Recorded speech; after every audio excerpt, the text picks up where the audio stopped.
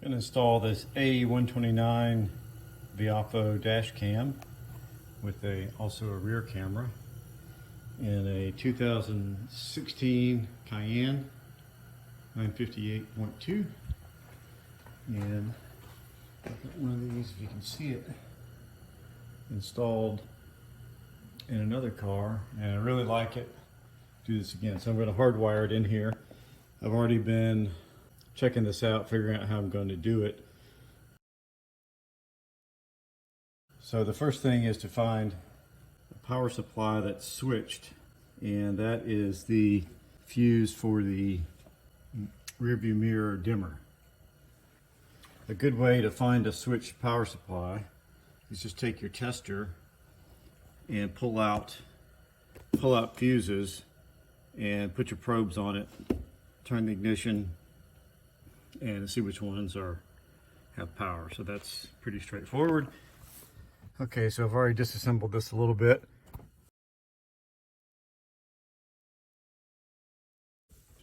It's pretty simple. This is the main cover. It is pulled straight down. And this installs like that. So I'm gonna put the camera somewhere right around here. And so I want all the power. Let's see if I can turn these lights out. Hang on. Okay, just showing you the overhead console here. Got those lights turned off. And so initially I thought the power supply to the rain sensor was switched, and I was just gonna tap into that power. That was a wrong move on my part because it's not switched. That thing has power on it all the time. So I'm just going to bring power up here and route it around, down, then over to the fuse panel.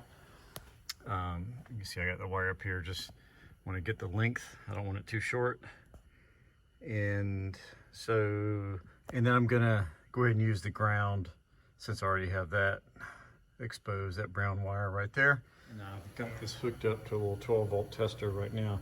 And I'll put the specs on where to buy this from Amazon in the additional information. But this is just a 12-volt to 5-volt converter, and it has a mini USB pigtail and plugs right in here. So I've already formatted the SD card and turned on all the settings, or off all the settings that I don't need. So this thing appears to work fine. I'm going to put this in that cavity right there where you saw those other wires. So it should be a pretty clean installation.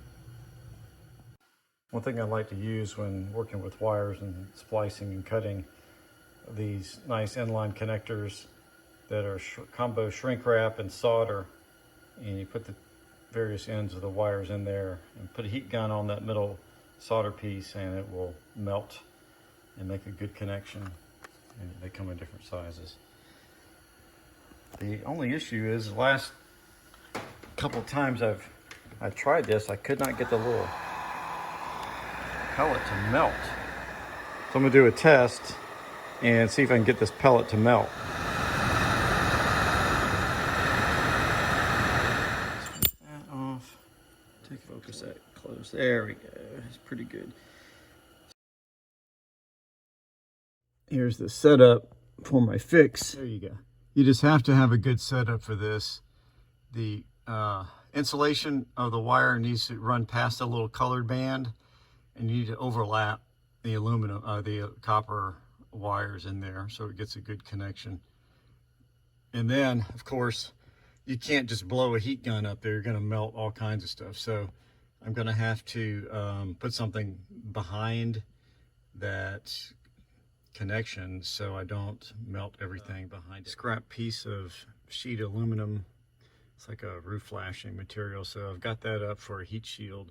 So I'm going to go ahead and and I disconnected the little GPS antenna, get it out of the way. So I think that'll work. Okay, that worked out pretty nicely. I really didn't have to put that much heat on it. And I guess maybe the back blow or whatever really heated up pretty quickly. I don't know if you can see that. I'm focusing, but yeah, that went pretty well. So the nice thing about that now is I got rid of one of these things, and so there's a little more space up there, and that's a nice robust connection. No problem with that. Got the red wire hidden pretty well, just using the trim tools. Make sure you clean off the edge. So the wire goes up there, comes out right there, and on this side comes out here, and I just put on that connector there. Got the solder, gonna melt it, and just for grins, I'm gonna put on another piece of shrink wrap there. Let's do a little test. So we got the power going from there all the way over here. I've got the ground wired into the brown, hot to hot, 12 volts to 5 volts over to the cam. Let's see if I turn the ignition switch on. Yep, yay verily. Looks like it's going to record. Turn the radio off. And there it goes. Okay, so now looks like all this is wired up properly. I'm gonna get it situated where I can snug everything down and put it back together.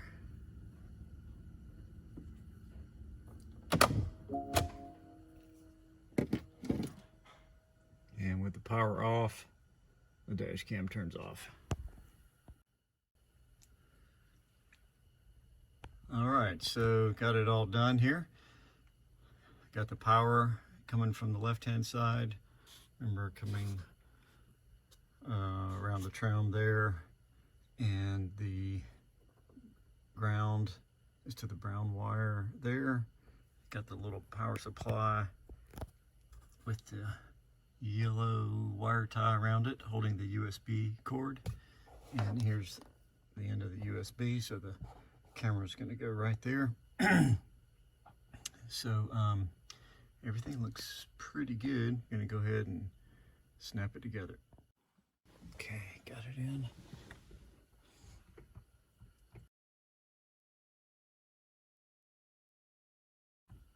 Got a little polarizing filter on there. That was one thing I noticed. You really can't even see it. So, I mean, it really is small and out of the way, and you'll never notice that it's there. Now turn on the ignition and hopefully see a light. Yes, we see a light. There it is. I'm working on routing the wire to go to the rear camera. I'm going to do this to the passenger side. And what I figured out is if I take this tweeter out, well, first you pop this cover off. Just use your regular trim tools on that. And get this little connector off back here. Just take a screwdriver and press on the bottom of it, and there's a tiny little lever. You can't hardly see it. Maybe you can see it now, and it'll pop off. There's no, it's not much slack on those wires. So you can see I've eliminated one of the 3 supports on this thing, so that's just going to be the way it is to get this wire through here. And when I took this out, I carved, made a little bit bigger opening. It fit before, but it should fit a lot better now. Here it is with the tweeter pretty much installed. Now it's not all the way down like it was, but it feels pretty tight. I can't really move it around that much. I don't think it's going to rattle. And then this wire just goes up here.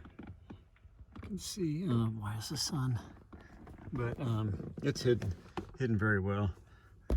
Just goes up right through there. Let's see if I can see that.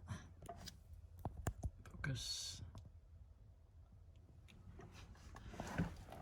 So, okay, so we've got it out here, and now I'm just going to have to figure out how to get it all the way back there.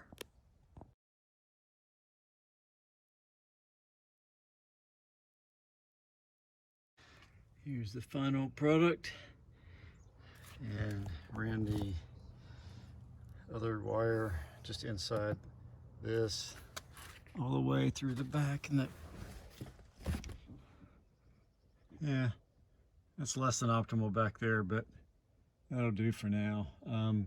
The cable wasn't long enough to put the camera in the middle, so I put it on the side there and used some blackout just to keep the sun off of it.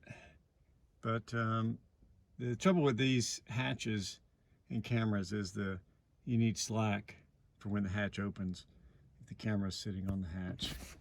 So that actually is not a bad setup there. At least the cable's not hanging down significantly. But over the window, I could use a couple more feet, and I could go around that pretty nicely. But that'll do for now.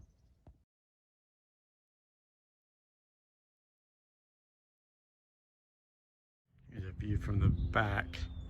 You can't really even see the camera anyway. If I get close up, you can see it there. But it's not very visible due to the window tinting.